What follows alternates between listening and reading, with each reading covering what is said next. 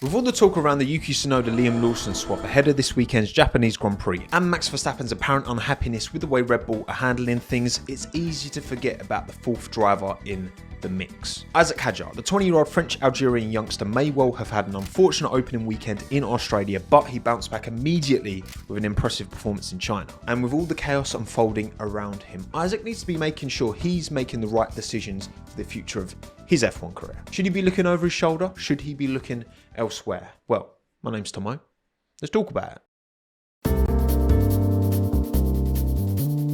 French national newspaper Le Parisien last year dubbed Isack Hadjar as Petit Prost, owing to his short stature, fast nature and somewhat uncanny resemblance that I never really noticed until now, but I definitely see it. This was reported after he bagged his very first Formula 2 feature race win at Australia last season. A very impressive drive through the field from P8 in qualifying to P1, the top step of the podium. In fact, when you look through Isack's junior single-seater career, there's plenty of performances that deserve to be lauded. In 2020, he took third in French F4. In 2021, he took sixth in Asian F3 and fifth in Formula Regional European. In 2022, he took third in Formula Regional Asian, followed by a close run fourth in Formula 3, just 16 points shy of title winner Victor Martin, who's just moved from the Alpine to Williams junior programs, interestingly enough, 11 off Zane Maloney and 9 off Ollie Behrman. In fact, he was sitting P2 just 5 points shy of Victor going into that season finale in Monza, where it all kind of unravelled for him, but he was very, very much in the fight. In 2023, he moved up to Formula 2 with Hi-Tech, the team he'd raced for the season prior, in Formula 3. But unfortunately, this move didn't seem to work so well for Isack or his teammate Jack Crawford, in fact, finishing P13 and P14 respectively. You gotta say, given how well Hadjar and Crawford performed last year in F2, this feels like it's probably a bit more of a high-tech car problem in 23 than a driver problem, because in 24 Isack would move to Campos, and as much as things did start slow, once the Melbourne feature race came along, things really picked up. Melbourne feature race win, followed by an Imola feature race win, followed by a Monaco feature race P2, followed by a Catalonia feature race P5, followed by an Austria feature race P3, followed by a Silverstone feature race win. He absolutely cooked mid-season, and he got his final feature race win in Spa. Unfortunately, back-to-back pointless weekends in Monza and Baku derailed his title charge and stalled off the line in Abu Dhabi. Didn't help his case, and Gabriel Bortoleto took the title. However, when you reflect on that 22 F3 season where he was right up there and could have well won it, 2024 F2 season he could have won it as well, you got to say, right, he's been competitive at the top in two of those 3 seasons. Gabby did the back-to-back in 23-24 for sure, but Isack is absolutely up there and, you know, comparing very, very favourably to these top juniors at the time. Yet even with all that, there were still plenty of question marks around Isack Hadjar. Was he ready, prepared for a Formula 1 seat going into 2025? Questions from myself included as well, to be honest. Because we had often seen a lack of emotional control from Hadjar. I mean, there's plenty of examples. I remember around Monaco where understandably he was very frustrated because he was on for a win and a late safety car saw Zach O'Sullivan jump up on a wild strategy call. He fully lost his head in that moment. But probably the more iconic and certainly amusing example, because he was okay, was after the crash in Monza 2022 F3, where, well, I'll let Jack give the impression. I destroyed the car! No! I destroyed the car! Look, is more made of these types of radio messages than it should be? Possibly, and I think Isack certainly seems to think so. Maybe I am less aggressive than what people think, but obviously the radio button makes me look like a really angry guy. I know I'm passionate, that's for sure, and angry at times. And look, this is something that can be worked on. We've seen Yuki really improve with his emotional control behind the wheel, and even someone like Max, you know, when things really aren't going his way, can lose his head. So it's not necessarily a bad thing as long as you have it under control the majority of the time and it's not affecting your ability to drive. You know, again, even with Max last year in Hungary. I think that definitely made his performance worse because he was so livid on the radio, you know? And I think at times Yuki, earlier on in his F1 career, when he'd lose it, it would affect his performance. You can be human, of course, you can get frustrated. Trust me, if I was an F1 driver, I'd lose my head at the wheel plenty of times. As long as you've got it under control and it's not a detriment to your ability to extract performance from the car, you're fine. However, on top of that, Isack did get a number of FP1 sessions through 2023 and 2024, which ranged from underwhelming to okay. Granted, he was very much a fish out of water. Mexico 23 FP1, where, to quote him, he had not even a show run, 0 mileage in F1 machinery. Damn. And then he ran a Red Bull in Abu Dhabi 23, Silverstone 24 and Abu Dhabi 25 FP1s. Of course, he gradually built experience over that time, but compared to the impression, say, an Ollie Behrman made with Aokamatsu and Haas and Antonelli made with Toto Wolff and Mercedes, you know, it wasn't on that same level by any stretch. And look, you do have to wonder if Ricciardo had been seen to be the right person for that seat at Red Bull Racing. If they'd have given him that opportunity, then Liam Lawson stays at Racing Bulls and probably Yuki Tsunoda stays at Racing Bulls as well, alongside Liam for Honda's final year of, you know, their relationship with those two teams. Isack is one of those drivers, kind of like with Jack doing. If they'd have got Carlos Sainz, Jack would have been on the sidelines, who is there to fill a gap. He was never, ever the first choice. But I'll tell you what, maybe he should have been.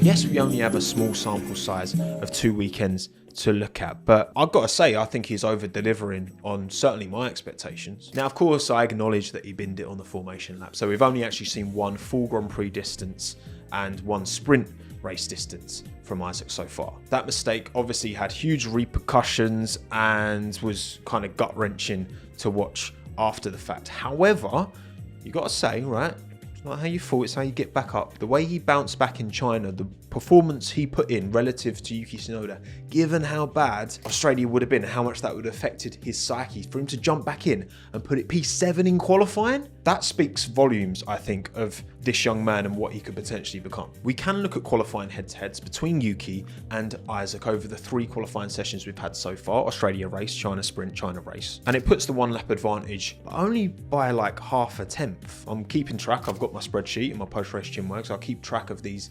relative, realistic, genuine gaps between drivers, and Isack is over a lap, right up to speed. And he's not the only one. I mean, Bortoletto is doing a very similar job relative to Nico Hülkenberg, and even Jack doing relative to Pierre Gasly as well. But you consider Yuki's been at that team for 4 and a bit seasons, and Isaac's been at that team for, you know, 1 race and a sprint and a formation lap.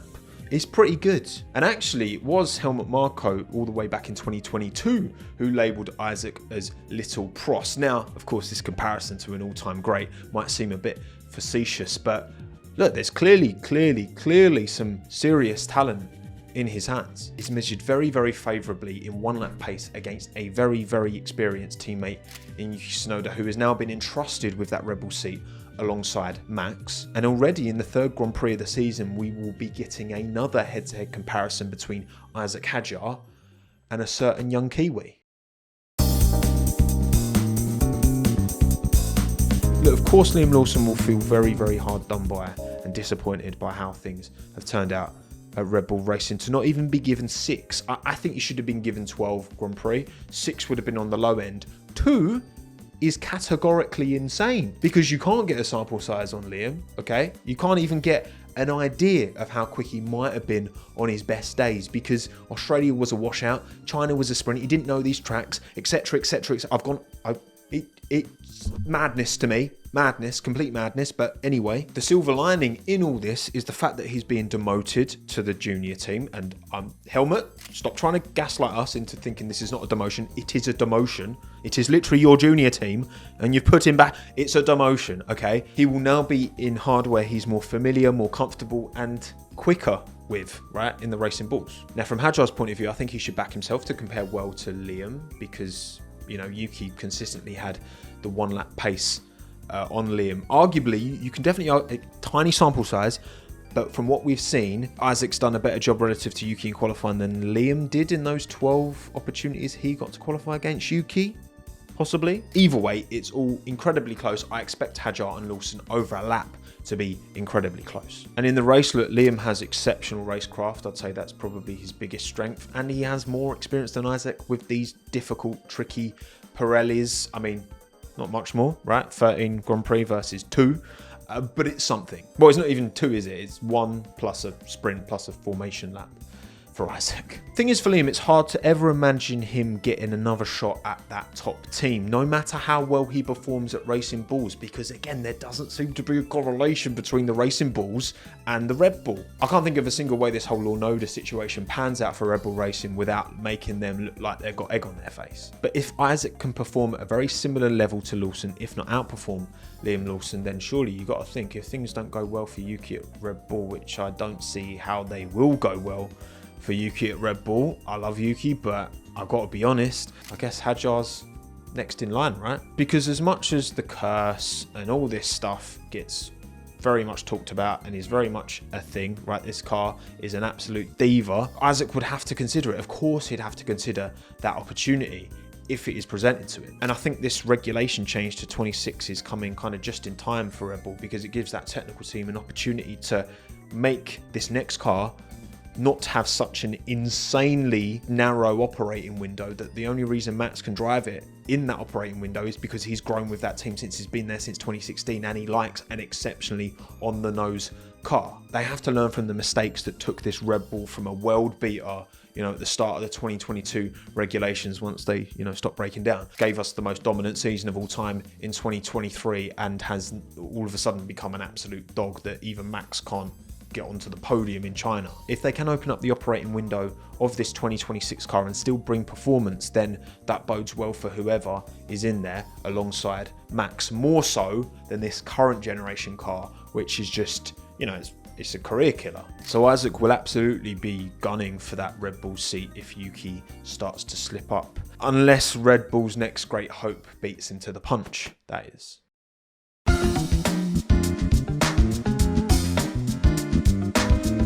Arvid Lindblad is coming. He's racing for Campos in Formula 2 this year, the same team Isack almost won the title with last year. And the esteem that Christian Horner and Helmut Marko hold this kid in, we haven't seen it since Max Verstappen. Potential is a dangerous word, but Lindblad absolutely has it. Having won Formula Regional Oceania, formerly known as the Toyota Racing Series, at the start of this year, Lindblad's already amassed more than the 40 super license points needed to race in F1, and he's still 17. He's not old enough yet. Now, Mercedes fast-tracked Antonelli straight into their senior team. They don't have a junior team, but you know what I mean. Could Red Bull do the same and just, you know what, Lindblad, boom, straight in the Red Bull racing car for 26. I mean, this year the teams have 4 mandatory FP1 sessions for rookies, up from 2 last year. Lindblad will almost certainly begin at least 2 of them, I reckon. He ran the 2023 Racing Bulls at a private test in Imola earlier this year, and Helmut Marko has spoke of this special program that is bespoke, seemingly, for Arvid. He turns 18 in August, however the FIA does allow special dispensation for drivers under the age of 18. Remember when we all thought it was Mercedes who were asking for special dispensation to get Antonelli into a Mercedes to replace Sargent, when in fact it was Red Bull asking for special dispensation for Lindblad. Red Bull senior management clearly believe in Arvid as a significant prospect for the future of that team to take over Red Bull Racing, and if a junior driver at Racing Bulls need to fall by the wayside to make way for Arvid, well, this is Hadjar's job, isn't it, to make sure that is as difficult a decision as possible, and they ain't getting rid of him. But even with all that, I'm sure Isack is very, very aware of how Red Bull have messed up big time with Pierre Gasly, Alex Albon, Sergio Perez, and now Liam Lawson. 3 of those 4 are former Red Bull juniors. And I'm sure part of him must be wondering, is this the right place for me long term? Racing Bulls, Toro Rosso, AlphaTauri, Minardi, whatever you want to call it, that team seems to do a better job of preparing young drivers for the other 8 teams on the grid that aren't Red Bull. Seemingly so. Gasly has really thrived since he went back to Toro Rosso, got that P2 in Brazil. And then Alpine, I think he's done a fantastic job. Albon, doing bits in Williams, currently outperforming Carlos Sainz in that car. Who would have thought that? And we saw how good Lawson was last year, even in 2023 when he jumped in and outperformed Yuki in Suzuka. Red Bull, for their entire junior program existence, have gone with the kind of scattergun approach. Give a lot of opportunities out there, which credit to them for doing that, but also snatch them away as soon as things start to get a bit messy. I mean, Albon got dropped from the program and then brought back again before then almost going to Formula E, and then, oh wait, no, Toro Rosso. Like, messy. From Jean-Eric Verne to Jaime Alguersuari, Dan Ticktum to Jack Doohan, even Alpine team principal Ollie Oakes was himself a Red Bull junior back in 2006 and 7. Hartley, Gasly, Sainz, Ricciardo, Kvyat, Tsunoda, the list of Red Bull juniors who have made it to F1 is long, and that cannot be questioned. Yet even with all those names seemingly available since Ricciardo jumped ship at the end of 2018, they've not been able to find anyone who can get into that seat across multiple different regulation changes as well. Red Bull own 20% of the F1 grid with their 2 teams, and they can't.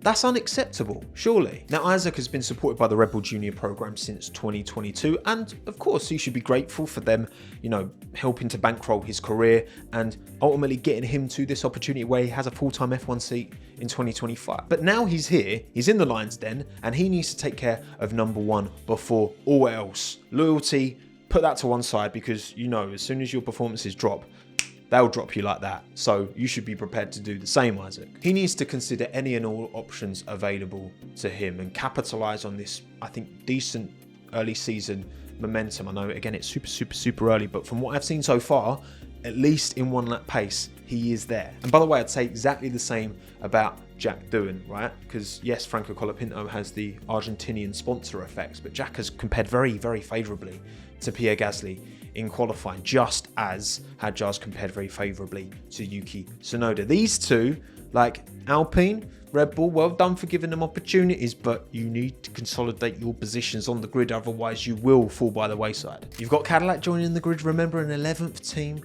next season. Maybe they'll go for an old head in Bottas or Perez, but Hadjar and Doohan have got to be thinking like, come on now, like, we're doing bits relative to our teammate in qualifying, certainly better than Joe ever did relative to Bottas in qualifying, you got to say. Red Bull has a proven method to get drivers into Formula 1, into their junior team, but it doesn't have a proven method of getting drivers from that junior team to the season team. That just does not happen. The last driver to effectively make that transition was Daniel Ricciardo when he replaced Mark Webber for the start of 2014, and no one's done it since Max has been at that team. If Isack Hadjar wants a long-term career in Formula 1, and look, this will be make or break with Tsunoda as well, a Red Bull, hopefully he can prove everyone wrong and actually do bits in that car, but I just don't see Hadjar with a Red Bull, you know, logo above his door for the long term. Even if Max leaves, you know, with Lindblad coming in, and if Tsunoda can do well, there's a lot of factors here that could get in the way of Hadjar's progress. But ultimately, if he can just keep performing on track like he